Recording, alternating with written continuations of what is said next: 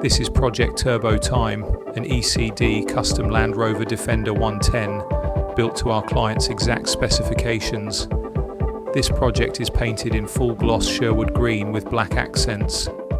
Project Turbo Time sits on 18-inch Kahn 1983 wheels with BFG all-terrain tyres. This Defender 110 features a classic front bumper with daytime running lights, ECD custom steering guard and SVX side steps.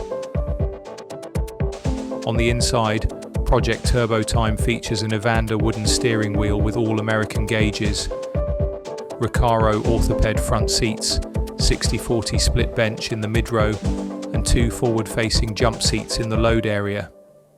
Each seat is wrapped in single vertical diamond, Garrett Bellissimo brioche and Torino caviar leather, stitched together in tan. Turbo Time is powered by our LT1 455 horsepower engine with 10-speed auto transmission. This Defender 110 also features an array of modern elements such as touchscreen stereo with focal premium sound, Apple CarPlay, rear AC, and access to USB connection.